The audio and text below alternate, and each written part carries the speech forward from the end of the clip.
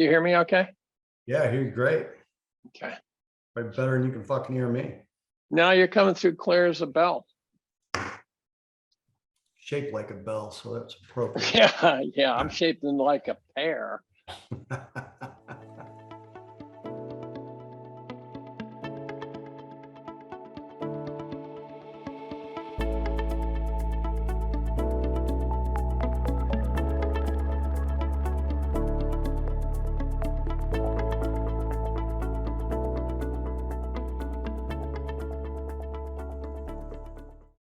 Hey, welcome back to the Futures Edge podcast. I'm Jim Uriel.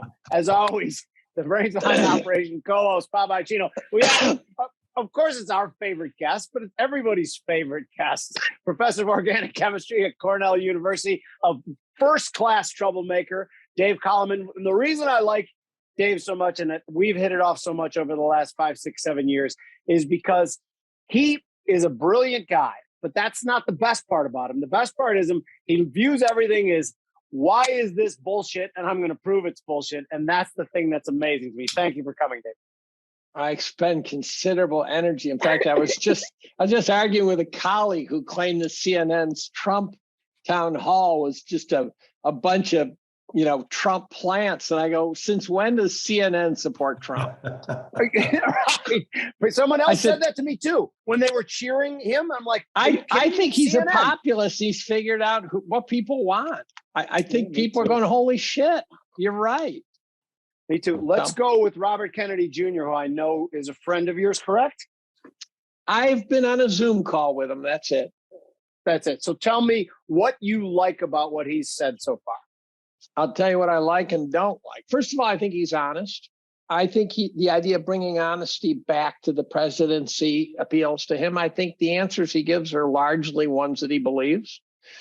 I think that he's been demonized over the years battling pharma and battling regulatory capture, which naturally puts you at odds with all of corporate America. So you say, no, he wasn't demonized. I go, oh, so you're saying trillions of dollars of companies didn't try to find a way to make him look bad? Really? Is that the story you're going to go with on that one? And I've read a lot since COVID, and I think he's largely right. I actually think that the vaccine stories there've been a lot of cover-ups of very bad vaccines. And I think the MMR vaccine actually is a problem. I didn't believe that before, but I became convinced actually by one very simple documentary.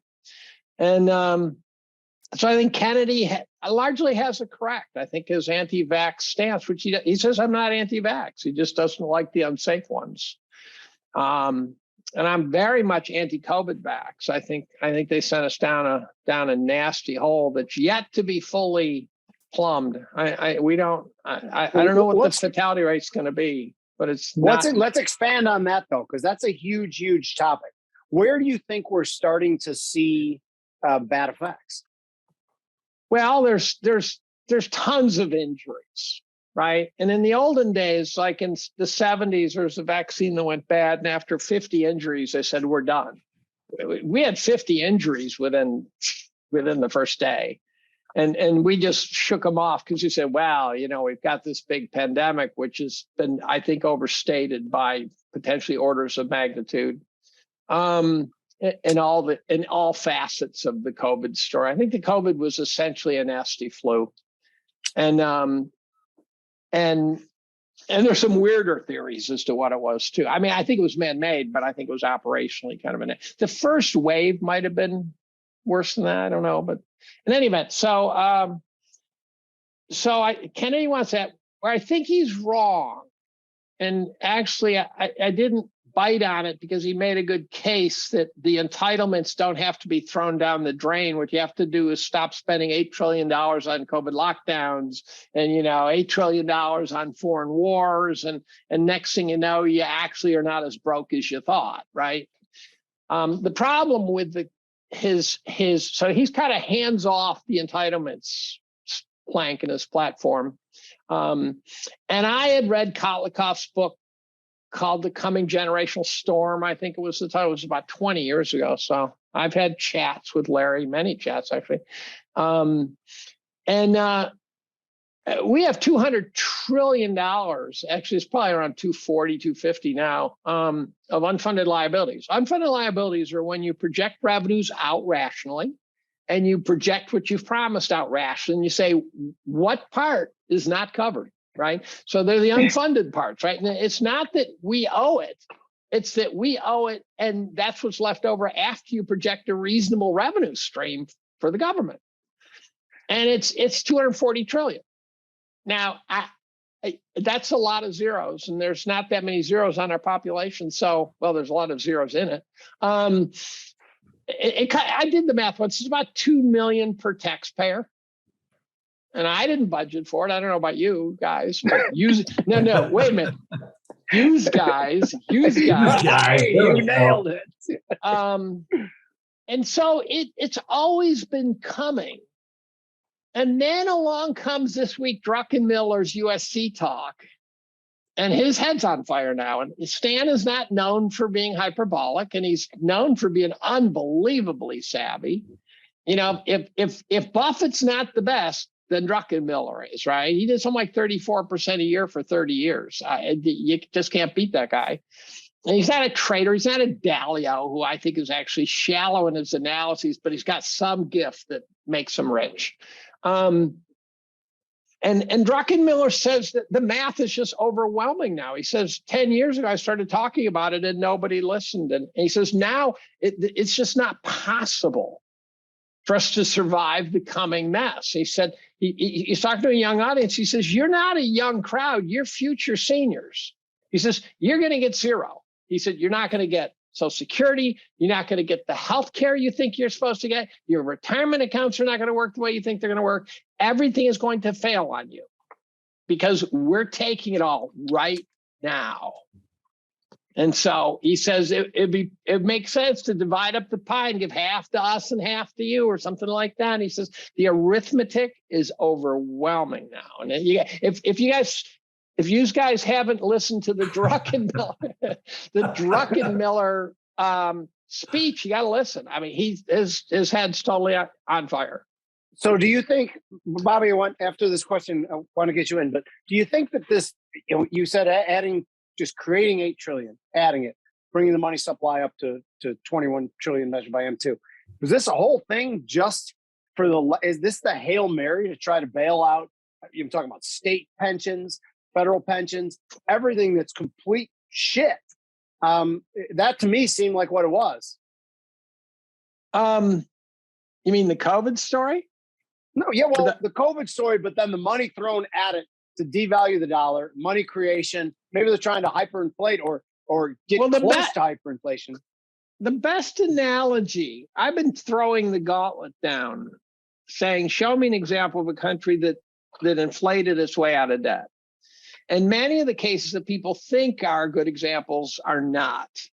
And so the failures are stupid answers like Argentina, the hyperinflation stories, because it didn't get them out of debt. It just totally screwed up their populace. They still owed the money to the international banks.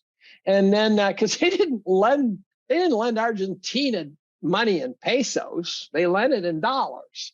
And so what happens is at the end, they default. And then we bail out Argentina, which in fact, when I first woke up to the reality we're in, was one time Bush Jr. This is when it really clicked. Bush said we bailed out Brazil for $30 billion. And it clicked to me, no money ever went to Brazil. It went straight to the US banks. We're not bailing out Brazil. We're bailing out the idiots who lent Brazil money. And we keep pretending like we're bailing out Brazil. We're just bailing out banks. And that's when it clicked. And then I realized that it's just always the case. It is. And then when we have to bail them out, they say, okay, we'll fix the system later. We got to bail them now. And it's just over and over. I've got one theory. If you said to the bankers, here's the deal, you want to be a CEO of a bank. If we have to bail you out, you're giving back every penny of compensation over the last 5 years. And the reason I say 5 years is some guy's been CEO for 35 years. I don't think you ought to go all the way back 35 years. But if you say to these nouveau CEOs, you say, look, you can pump and dump your bank all you want, but if you run it poorly, you're going to give back 5 years of compensation, all of it. Codify it, say it. And if you don't like that model, then you are going to be listed as a bank that has not signed off on the too big to fail. And that when the crisis shows up, you're not getting a fucking penny because your CEO didn't sign that paper saying, I will give back 5 years of my earnings and all my compensation to somehow be on the trustable bank list. And I think many CEOs would sign it and then they'd run the bank well because as soon as they got bailed, the SVB CEO, I bet you he'd be unhappier right now if he had to give back 5 years of compensation. So there ought to be huge clawbacks for starters. You got to do it before the crisis because I don't think we can codify the clawbacks now. I don't think we can say to the SVB guy, we're taking all your money. I don't think that's legal. No. So during the quiet periods, we should have made it legal. And we didn't because the banks own the world. And so there's that, right? And we don't do shit in quiet periods anyway. But Bobby. We don't do shit, yeah. And the other thing we do, here's a classic case like this. I'm just ranting now. This is not a podcast. This is That's what it's rant. for. Whenever companies are doing well, they stop contributing. When the markets are doing well, companies stop contributing to their stashes and their defined benefit plans and things like that because they say, well, we don't have to. And then when times are bad, they say, well, we don't have the money to contribute, right? And so they're always skimming off the good times and never replacing the bad times. They're never, and there's probably a malincentive where if you get this big stash of money, the feds are going to go, oh, look at that money, let's go get it. Right. And so companies have learned, like the best example, tobacco companies, they never keep cash on the balance sheet because that's just a target. And so they're going to pay out dividends as fast as they can. The other problem we have is I think the instability in the markets, which is going to come home to roost, I think started in 94. So if you look back at market valuation, it really left orbit in 94 and never looked back. Here's a stat that I've been quoting a lot. If you go back from 81 to the present, call it 40 years, and you look at valuations, not the value of the market, valuation of the market. Valuations are supposed to just slop around and not move that much, right? Go up and down, but they're a mean regressor if there ever was a mean regressor. Valuations will always return to home plate at some point. Valuations compounded 3% a year for 40 years. Those are going to revert. If the next 40 years, they go down 3% a year per year, that's a 6% reversal in the direction of the wind. And that means we're going to have a lifetime of pain. A lifetime of pain. It's going to be a generational bear market that we just will not be able to get off our asses. And then there'll be green shoots. Robert? But Dave, I have my own questions, but I made the mistake of putting up on Twitter that you were going to be here and telling people to send us questions. And I probably got too many to get my own questions in, but I'm just going to grab them. They can fuck themselves. They can fuck themselves. I'll tell you what, there's a couple here that I think, just because these are kind of loyal watchers, I'm just going to read them as they are. Okay. Because half of them, I don't know what the fuck they're talking about. You going to name the person who asked it? Sure. First Republic Bank Employee of the Year is the one I'm going to read. That's like the King of Houston. Okay. Actually, because that's his Twitter handle, that's why I'm reading. Yeah. Okay. Is the WEF really behind all this bullshit? Now, I don't know what bullshit he's talking about, but I'm going to leave it at that. Go ahead. No one knows. No one seems to know. The WF's up to no good. We know that. A guy named Peter St. Ange, who's a Heritage Foundation guy, you should follow on Twitter. He's amazingly insightful, great use of the language. She's just very funny. I was just listening to him on Marty Bent. He said it's like when you detect a planet because of a disturbance in the gravitational field. You can't see the planet, but you detect the gravitational field. And I don't even know what context it was, but I'm going, that's things like the WEF, where you can do, there's this gravitational field, this force pulling us in different directions. And we go, what the fuck is that?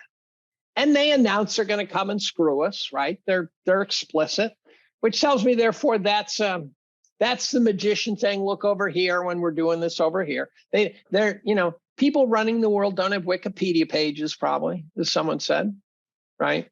So Klaus Schwab is a farce. I think he's there for show. He's like a regulator. He pretends to regulate. He pretends to do his thing. We're all going to eat worms and shit. I don't think that narrative is anywhere near the truth. I think it's foreshadowing. But I've had done so many. I don't know what the WEF is up to. I just know there's. What about their funding though? To where do they get their money, and where do they push their money to? I've read a ton on it. I don't know if I believe any of it, so I don't know where they get their money. They could be getting it from, Davos banks. It could be getting it from J.P. Morgan. There's people who think this is a gigantic battle of the bastards between the U.S. banks and the European banks.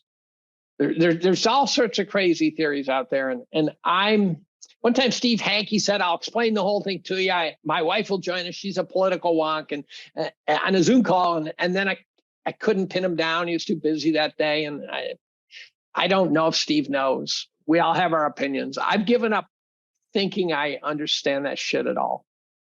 I don't think I understand it. Well, here's something you do understand, and that's the relationship between pharma and media. I heard you speak on it. What's the history of that? And how screwed are we? The fact that pharma has captured media. We're very screwed. There's two countries that allow advertising, U.S. and somebody else who I don't care about. U.S. is 75% of media. Pharma is 75% of media's revenues. Shit. Pharma owns the media. They advertise stuff on TV that you see, and you see a bunch of old guys walking around smiling. You have no idea what the name of the drug is. You have no idea why the hell they're smiling. You can't figure out what the goddamn thing cures. Doesn't matter. It could be anal cream. It doesn't matter. Pharma shoves advertisements to media so that they own the media.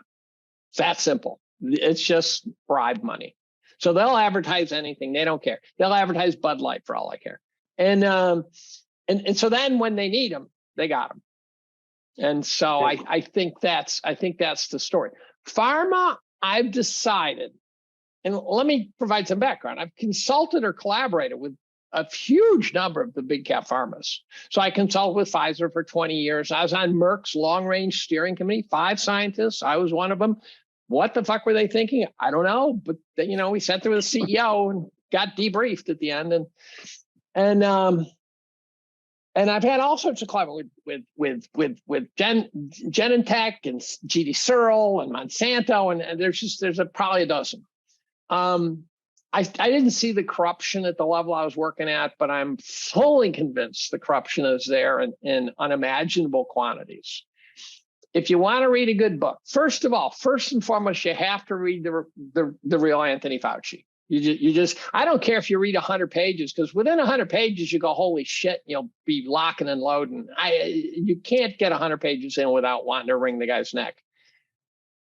After what if I already do want to wring his neck? I don't even need to you'll be shocked by the shit he's been doing for 35 years. Okay. It's Dr. Mengele on a much broader scale. Wow. It is Dr. Mengele. That's not hyperbole. Wow. Let me give one example. 14,000 inner city foster kids were estimated to be the guinea pigs for clinical trials. Inner city foster kids. Please tell me why he's not in The Hague being tried, convicted, and hung from the neck until dead. Wow. And it turns out that the kids would realize the drugs were making them sick, and they'd refuse to take them, so they'd shove feeding tubes down their gullets. I mean, this is just sick shit. So then you follow that book with Sickening by John Abramson. And Sickening is a much less biased view because Kennedy hates Fauci. So I've never seen a takedown of Kennedy's book, and there would be hundreds and hundreds of them if they could take it down. So, and there's like 30,000 reviews on Amazon. John Abramson's book called Sickening is about the corruption of the FDA and clinical trials. They can rig any clinical trial. Yeah. They rig clinical trials the same way that bond rating agencies get rigged. The guys paying for the ratings get what they want. We know how that works out.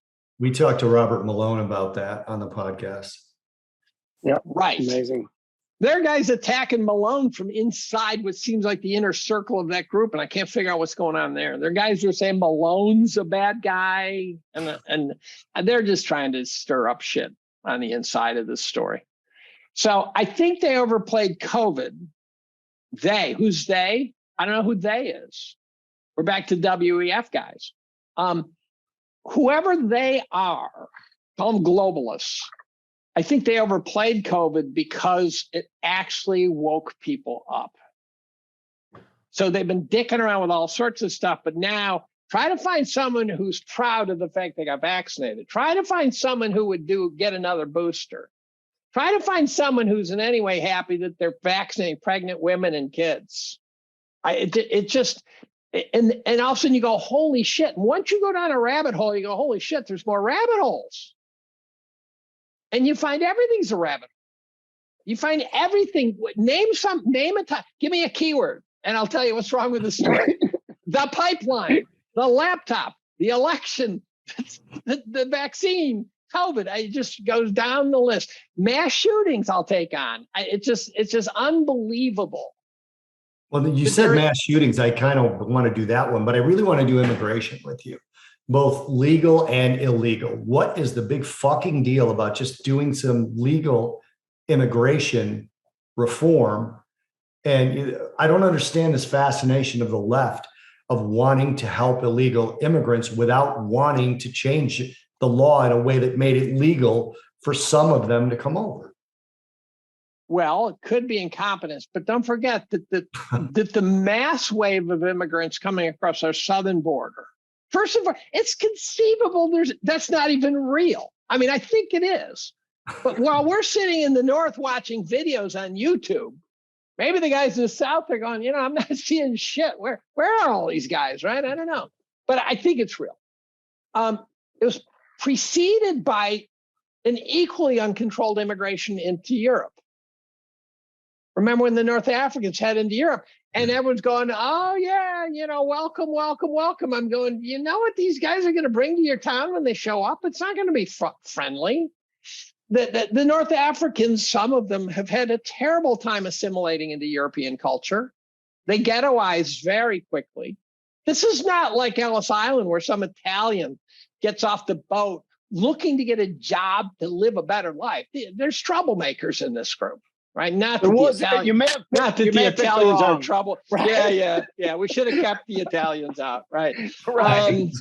And then there's the Irish, and we can keep going. So people used to come here to make something of themselves, and now it seems to be just. Well, I got in an argument with someone recently at dinner. Where I said, "Look, you can't have unlimited immigration and a welfare state.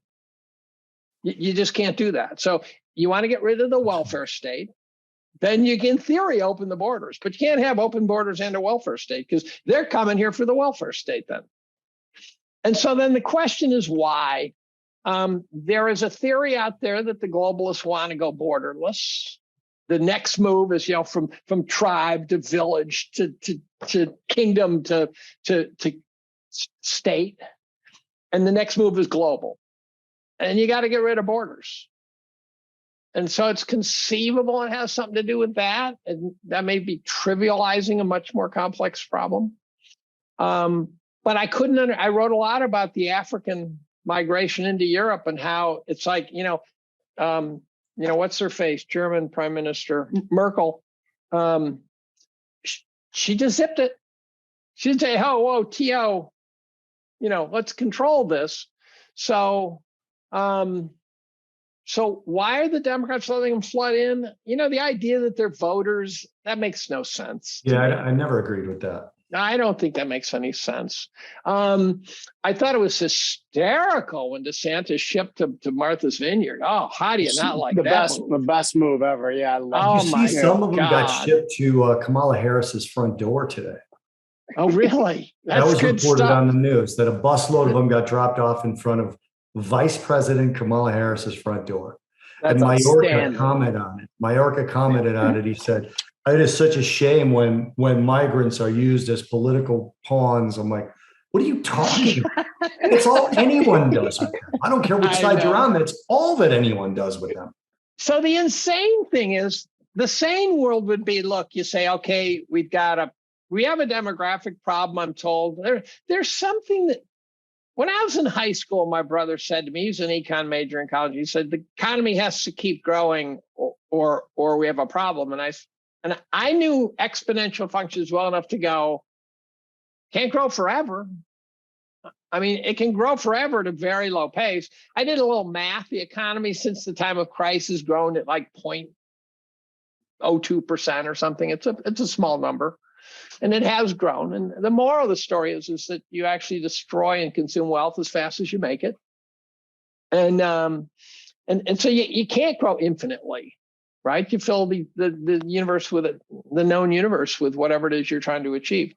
And so the idea that we have to keep bringing people in and consuming resources to be okay strikes me as I'm not a tree hugger, but there's a math problem with that thinking. So I don't like that model, but I do think it's rational to say, okay, here's what we're going to need. Let's bring that in. And if we need migrant workers, if we need guys to do the low-level jobs, then bring them in. But we should control our borders, period. Right? It's like when the Grateful Dead came to Cornell, they this is an ironic example. They want to bring people into Barton Hall to listen, but they still control the gates, right? And they still charge people, and they're still rational. And then at the end, the irony is they open the gates. They just let them in. Now, Tony Baloney Rear, I think, paid at least $800 for his ticket. I'd be a little PO'd, right? And Oh, yeah. Funny stuff. Bobby, got something? Yeah. First of all, I want to ask about the university system, because you've spent quite a bit of time in it, obviously. Where do you think it went wrong? Because one of the things that troubles me the most, I think, is that when you see, and again, I don't know if this is what students look like, but there's so many popularized videos out there as I go down YouTube rabbit holes of students in college who don't know who the Secretary of State is. They don't know what the Magna Carta is. They don't know what all this stuff is. Yet they comment on something like, call it anything, could be transgenderism, could be anything. I mean, they follow a herd. I'll liken it to people actually pretending they like the Grateful Dead. The Grateful Dead's terrible, but people pretend they like it. So, I mean, I think it's the same kind of. You just broke up a wonderful partnership right there. A wonderful partnership. Well, I might be going to hell in a bucket with that comment, but nice. Where did the university system break, if you even think it's broken? Well, I think it's broken. Okay. First of all, you got to go way back. So the university got increasingly dependent on sources of revenue. At one point, colleges were rich kids, right? And when rich kids are going to college, like Harvard, for example, had their admission standards were not spectacular. The kids who went to Harvard were Harvardian types. So they were coming from families and stuff that sent their kids to Harvard. And it was somewhere in the middle of the 20th century where that started to change. Actually, a great book on that by Robert Gordon about wealth creation. I don't remember the title. You guys, one of you could Google it while we're talking, maybe. Robert Gordon. I think in that book, I think that was the book that talked about the change in people's attitude about hierarchy and things like that. But when you are filling your college with rich kids, they can afford to study philosophy and psychology and whatever they want because they're rich kids and they think like rich kids. As it became much more of a higher standard, lower wealth group, then you had to start saying, look, I need to study something credibly. So now it costs, if you pay the whole wad, it costs $300K or more to go to Cornell. Probably $300K is a good guess. And which means there are majors that simply do not pay off the loan. They don't pay the bill. There's no way you're going to graduate with a degree in half the subjects and then pay off $300,000. So there's that. There's an arms race going on. So this is a classic rich getting richer, poor getting poorer, where Cornell's endowment's about $7 billion. It's pretty good, but we're pretty big and we have huge numbers of majors. It's the most diverse campus on the planet. Princeton maps onto our art squad, basically, our College of Arts and Sciences. We have 12 colleges. Princeton's basically our College of Arts and Sciences. Their endowment is over 40 billion, I think. So now do the math on 40 billion supporting a small little gaggle of students, and maybe Stanford similar, versus 7 billion supporting a much more diverse. We have 57 departments ranked in the top 10. How do you keep them all in the top 10? You got to spend a lot of money. You got to have new dorms. The kids won't come if you put them in a shithole. They'll turn it into a shithole when they get here, but that's a different story. Good choice. And then if you want to know why the students are screwed up, you can't blame the colleges at all. We are receiving damaged goods at this point. We're receiving kids who started out in daycare and were told undeniably good things about how you should be fair to everyone and stuff like that. That story gets shaped into a much more politicized version, right? So you end up with reparations at the end of the food chain, right? But you started with, you just don't treat someone bad because their skin color. Who could possibly argue with that, right?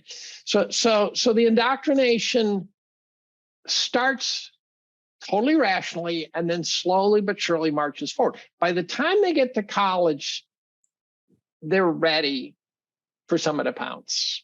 And so they'll take a course in political science and the person will spew some bullshit and they'll suck it up. And college kids tend to be kind of stupid. I mean, my wife tried to levitate the Pentagon with a bunch of other hippies, that wasn't exactly rocket surgery, right? And so they tend to be cockeyed, and it's a period of growing up and figuring out what to do. But if you're listening to this, you got a kid heading to college, you got to look over the shoulder and ask, what are they studying? And if they're studying stupid shit stuff, cut them off, send them to the Navy or something. You can't afford to go to college now and study stupid stuff. And there's a lot of good stuff. There's a ton of good stuff, but there are ways to squander $300,000. And one is not studying. I was just talking this morning with someone, there was one that I think is UT at Arlington had online reading assignments. And because it was online, they could monitor how much they were reading. If the page is up, but it's not moving, they're not reading, right? So the computer could figure it out. This is AI-ish. And they figured out, and I don't know if this is per semester or per course per semester, but I remember the number, 162 minutes per semester per student. That was how much they were reading. You should wrap up the college. It's not doing anything. So it's Dave, serving no purpose. Look, and by the way, Robert J. Gordon, is that who we're looking for? Yeah, the guy he hates me, by the way. I was on a panel with him about wealth inequality, disagreed with everything he said. He talked about the state taking over your children, and teaching them at like 3 and 4 years old. And, trying to bridge the wealth inequality for the poor. Thing I told me was full of shit, and he didn't like it very much. So he doesn't go into that in the book, though, just to defend the book. Good. The book is about pure capitalism. It's Is about this the wealth rise and creation. fall of American growth? Is that Yes, what you're talking about? I think it's a brilliant book. By the way, I wanted didn't to say get I that hated on. him. I said he hated me. But anyway, yeah, I like him. Yeah. So Yeah. what I want to ask you, based on what you just said about going to college and studying stupid stuff, I have a relative, I won't say who has a handful of kids, and some, You they just want to named go- him. Oh, you're Italian. That Yeah, doesn't even kinda. narrow it Yeah, down. exactly. Yes, that's all. That's every relative I have. So Now you have an entire family pissed at you. Go ahead. I'm going to see him this weekend, so I'll make sure and warn him about this. But this one, and I'm going to piss him off even more because this one particular relative has a handful of kids, and some are in college and they're studying, things you have to go to college to study, and others should probably be in a trade school or less. Absolutely. And I tried to talk to one of the kids' fathers in such a way as to not offend them, which I don't do very well. And I told him, I said, it's that medic alert thing there, dude. Oh, I tell you, they just, I'm like, go easy on me. I got a condition. So I told him, I said, would you ever consider, instead of spending, I use 200,000, but whatever, instead of spending $200,000, your kid likes food. Maybe go send them at 16 to work in, there's a very fine restaurant in Palatine where I know you can get a job flipping burgers. It's called Branson Palatine. I don't know if you ever heard of it, Right. but I could send him over there to get a job. And then potentially in 4 years, maybe you can seed him with 100 or 150,000 to open his own little place and start his or her life that way, as It's called opposed an to apprenticeship. It's called an as apprenticeship. opposed to studying stupid shit. But I know that's a logical thing to say. But the question I have for you is, we're doomed, right? So how good could that restaurant be 20 years from now? Is it going to get forced closure off of some cold that people are getting? Or, are they going to be taxed out of existence? My brother's in the restaurant industry as well as Jimmy, in sort of the same general area. They're quite a bit apart. But he told me the other day, he said he wanted to expand his restaurant. But the initial tax, building permits and taxes that you have to pay on the build out on the restaurant, he says it's not worth it. He goes, if it fails, it drowns my successful restaurant to expand this current restaurant. So We're the same thing. Yeah. So are these kids who might want to go into these apprenticeships, are they doomed? Well, that's so they've made it. Jimmy knows this, but what Jimmy might not know is what it's like to start anymore. It might be a distant memory, but starting your own business has been made almost impossible by all the regulations and stuff. And so we've made it, what we really should say is, look, you can start your own business. We won't even tax you for a while. There should be some mechanism that fosters people starting businesses. And we don't do that. My son sells violins, but he hasn't gone sort of full small business because it's so there's so much obstruction between him and starting formally a violin sales business. And the guy he's got a business degree. So no, we're failing at many. I really think we're going into a generational bear market that's more than just equities. I think the equities are a load of awfulness coming. I don't see a way out of it because I've got the markets at, roughly 2x overvalued. If I'm wrong, I'm low. And I think we've just got, and the bond market was way undervalued and everything was valued wrong. And so we're going to regress to those means. There's nowhere in the history of markets has the market gone up the stratosphere and just hovered, right? And if it does, you're not going to earn shit anyways, because if you're paying 100 times earnings, you're going to get 1% a year. So you can't win, right? The way you win is to pay 10 times earnings, get 10% a year. And so with that said, but we're going into a generational bear market in a more social sense too. I mean, we've got the Bud Light scandals and shootings and everything just feels wrong to me. And maybe I'm suffering an old man disease, where there's some sort of serotonin level drop or dopamine drop or testosterone drop. And I just want the drop that makes you hike your pants up to your neck and wear white shoes and play shuffleboard and bitch about the government. But it's depressing. It is depressing. And I can't say I expected to have this view at this age, because I'm really well off. I mean, not to say that they couldn't inflate me into oblivion. Want to see, so I mentioned before, inflating away debt. I don't know how to do it. I really don't know how you do it, because you create debt to create inflation. And so you're chasing your shadow. And I ask people to give me an example. The most popular is post-World War II US. I go, we control 70% of global GDP. Are you going to tell me our debt went away because of inflation? There was some. But we dominated the world. We blocking and tackling. The Brits got out of a big problem in the mid-19th century doing the same, but it's very rare. And the best example, and I'm just starting to dig into it, turns out to be Israel in the early 80s. Israel, and it's so strange. Look at Israel's debt. Go to Google. That's on the internet. And search Israel's debt. And Luke Groman alerted me to this. They're tooling along, then all of a sudden their inflation rate goes to like 280, hovers for about 3 years, and then drops back to the floor. And then they scamper away like nothing happened. And I go, what was that? What just happened? How do you go to 280% annualized inflation for 3 years and then go away? And as Luke said, there was no zombie apocalypse. I said, well, they weren't the reserve currency. I go, there was no zombie apocalypse in Israel. There should have been by that much, right? If we went to 280, there'd be a zombie apocalypse. Yeah. No doubt. And so I don't really know and I don't know how Israel did it. I don't know what they did, what caused that inflation. And it was like side. It looked like a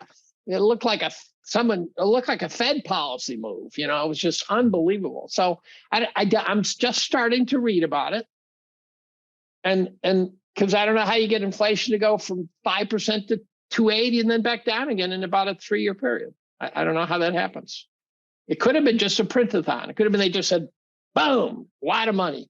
Boom, prices just went to shit. Now we're done. I don't know. But generally, inflation rips the soul out of society. And so if we go that route, if we find a way to go that route, we're going to really wish we hadn't. So there's two. First of all, comment about something before. Our restaurant, we have 200 parking spots. We really, really need 30 more parking spots. We have 2 acres that are sitting just wooded. That is part of our parcel. And you can't do it. And you can't do it. People always ask, like, why can't you put 30 parking spots over there? Like, yeah, that will cost us about $10,000 a year in taxes for developing those parking spots.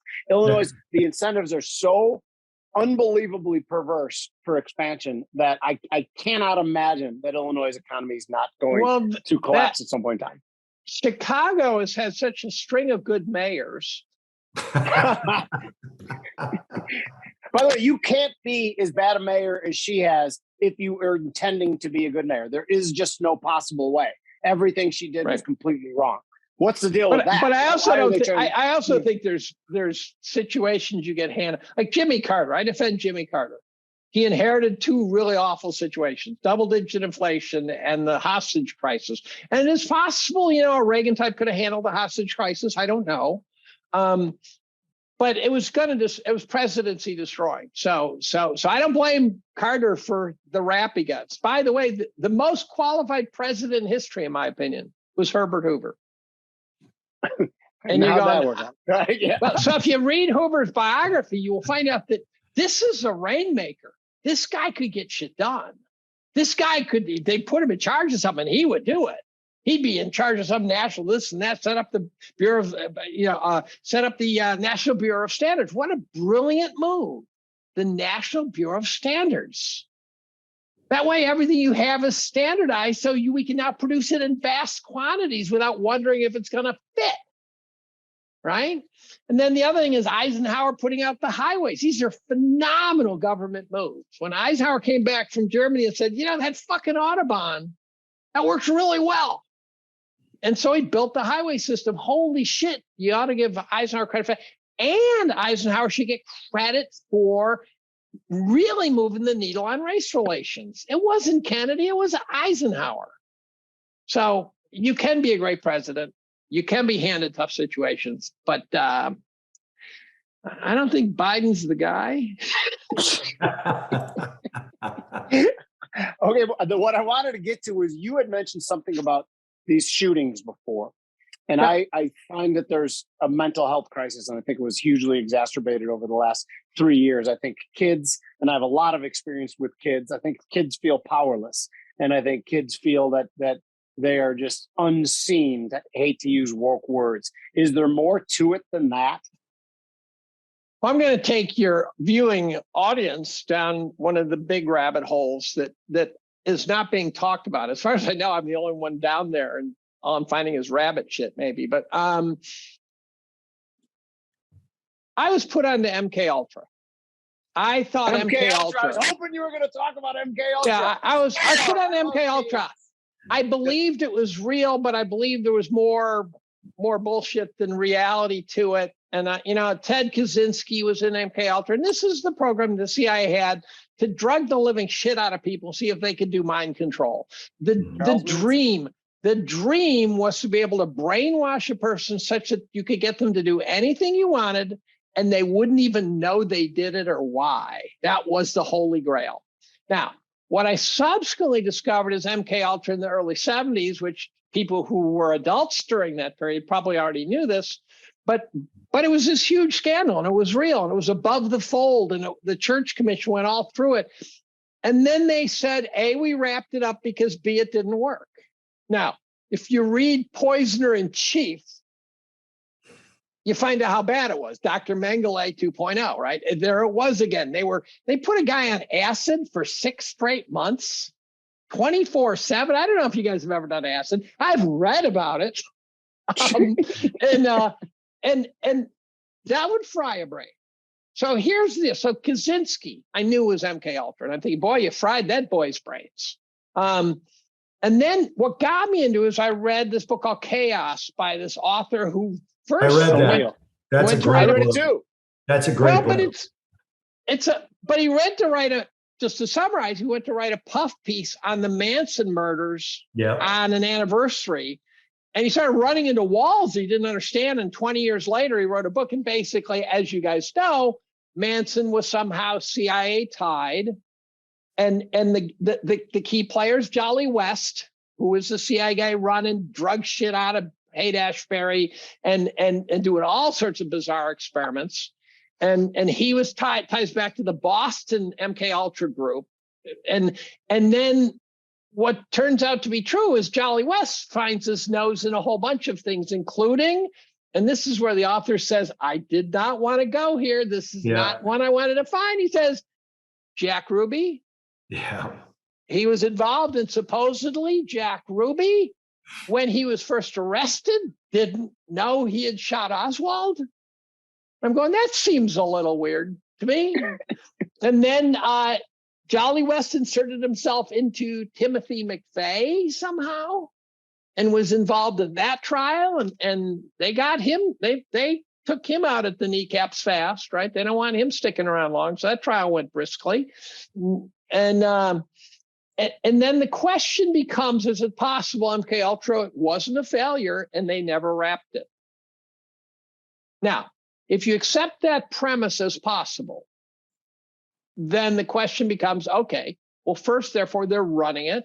Maybe in any one of those 46 bioweapons labs in Ukraine, which the Pentagon admitted exists. So if your brain's not fried by now, I'm going to get you there eventually. So maybe MK Ultra's been running along. Now, you can't do mind control experiments and get people to do dastardly things using lab rats. You just can't do it. There's no way to simulate to say, well, I'm sure this will work in reality when we get to it. No, you need people. You need expendable people. So my image of an expendable person is some kid on social media who's obviously drug-addled and troubled, and the kid you described is unhappy as shit, and someone sort of joins them and says, we should chat some more. One of the common features of all the shootings, which I noticed, there always seem to be multiple shooters when the cameras show up right on the spot. there's always people saying there were multiple shooters, and then within a day, it's one shooter. That always troubled me. And then where I really snapped was when I dug into Las Vegas. The Las Vegas shootings are not just questionable. There's not a shred of the Las Vegas shooting story that holds together. There's not a shred. The whole artifice is collapsed into a pile of rubble, in my opinion. And then the question is, what happened? Now, that might have been the Saudis. They might have been up. It might have been the Saudis. I did a podcast with a guy who came up with that theory, and he makes an interesting case. I don't know if I believe it, but an interesting case. But then the question then becomes, is it possible what we're seeing is MK Ultra? That simple. So you say you get some drug-addled teen. Okay, let's see if we can get him to shoot up a school. Let's see if we can get him to shoot up a Tops. Let's see if we can. And so when Paddock supposedly shot up Vegas, I wrote a lot about it. I was doing it in real time. And so when a documentary came out that described all my concerns plus more, it was like an answer key for me.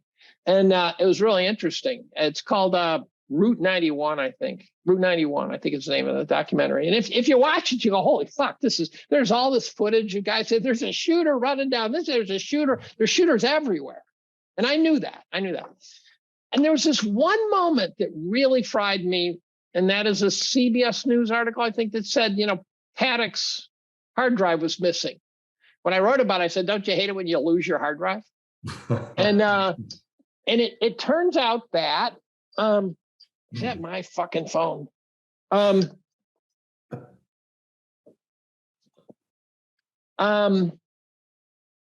article said, but that's not that weird. They listed about 5 shooters, and they said their hard drives are missing too. So it's normal. Oh, it's not that. It's totally normal. Yeah. Well, shit. Then fuck it. Let's go have a beer. Okay.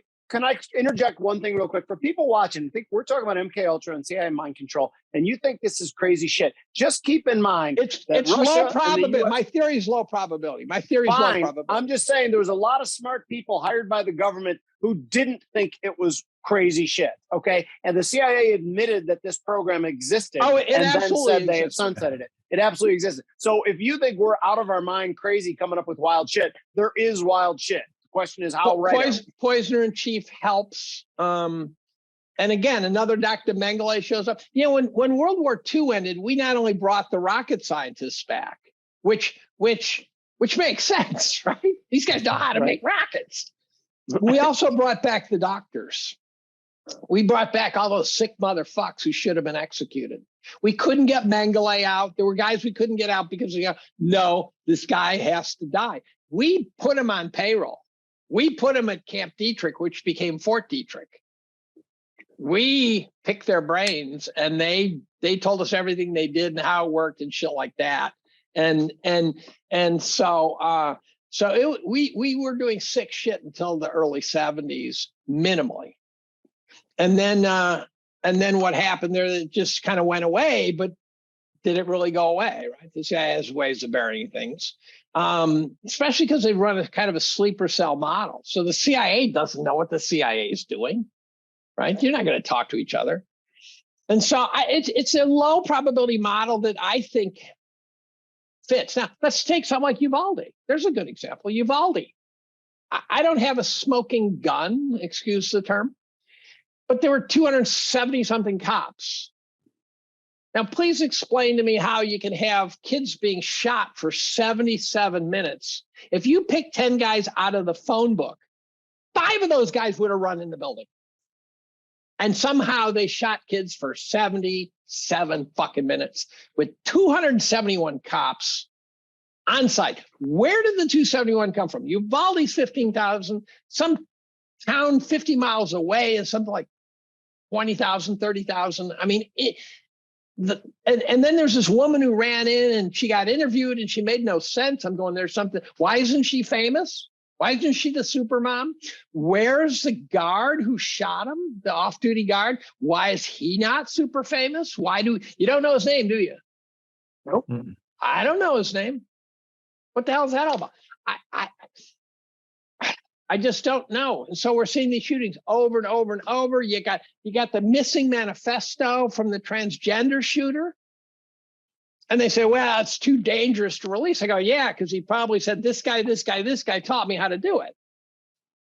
That's the manifesto they do not want getting out. Meanwhile, they're rewriting it and then they'll release it. Right? When Kennedy papers get released every X years, how do we know what they are? Who the hell, who's deciding what to release? Who's deciding? And I've seen people say, look, I saw some of them. They weren't what I saw get released. You know, there's claims that the Kennedy papers as they're getting released are not the Kennedy papers. So I known liars are lying. What a shock. This is just shocking to me. So I don't trust anything. I can't name anything that doesn't have some really slippery, shady shit in it.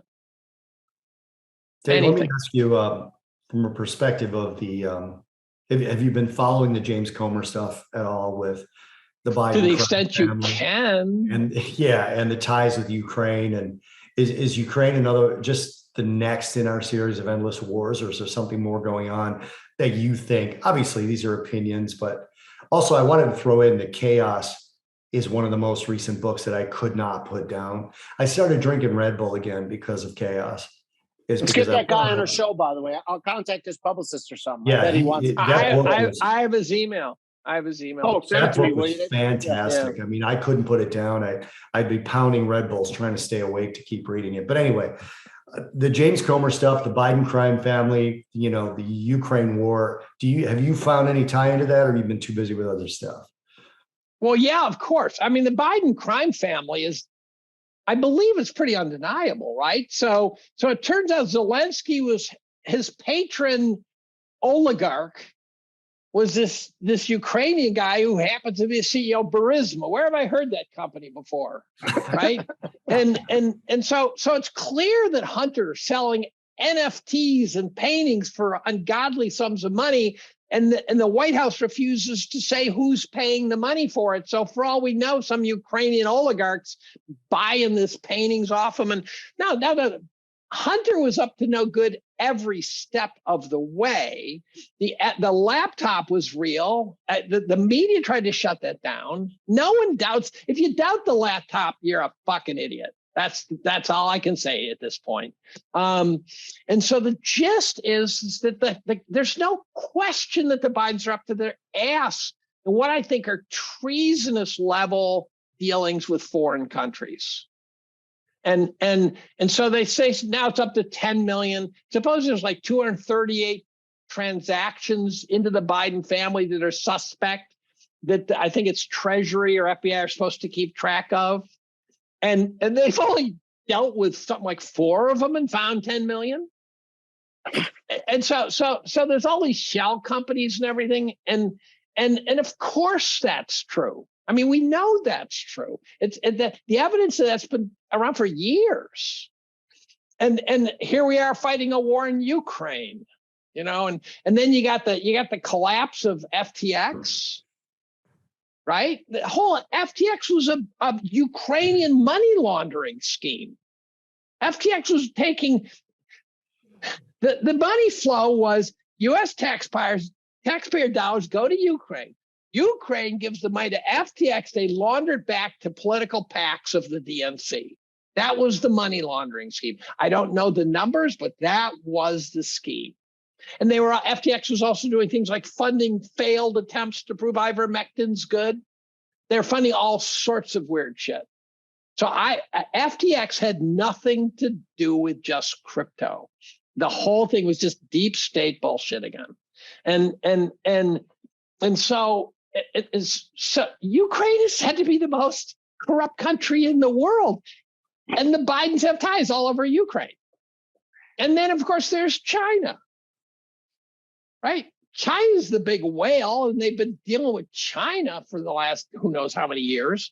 So I think if you dug deep into the Biden world, you'd find just nonstop corruption. For one thing, because he's such a pathological liar, sociopath, right? You know, hair sniffing, you know, child molesting He's just a problem. He's a problem from head to toe. But the pathological lying's ridiculous, right? He says shit. Trump says this is the biggest audience in history, right? That's not lying. That's bullshit. When Biden says he was top of his class at a college he didn't go to, that's lying. People, I make this point to people all the time. It's not an opinion. He was literally run out of 2 different presidential campaigns over the last 40 years because of lying. He was on 60 Minutes. They go, well, yeah, he's got to go. He's a liar, right? Yeah, I know. A liar. Let me see. Now, what's a liar again? A liar. A guy who tells lies. Yeah. So this is driving me nuts. All this shit's driving me nuts. Biden shouldn't be in the White House. Kamala shouldn't be in the White House. Remember back when they had the Democratic primaries, and there on the far left is Biden. Now that means he has no prayer because he's on the far left, right? He's on the perimeter. They put the irrelevant people on the perimeter. Next to him is goddamn Kamala. Tulsi Gabbard takes Kamala down to the studs in 2 minutes. Right? She body slams Kamala. Kamala drops out the next day. What would Vegas's pay line be for a Biden-Harris administration at that moment in time? Yeah. 1,000 to 1? Yeah. 1,000 to 1? I wouldn't take that bet at I'd put $1 down. Sure. Why not? Yeah. Yeah. All right, we got to wrap it up. I would love to talk to you all day. Again, it's Dave Collum, professor of organic chemistry and head of the department at Cornell. And, not head anymore. Those days are over. Listen, don't interrupt my story. I'll call you the head. You're fucking up, Jimmy. You're fucking up. I'm a liar too, but I'm not president. All right. I'll see you guys. Thank you, Dave. Yeah. Thanks, Dave. Soon.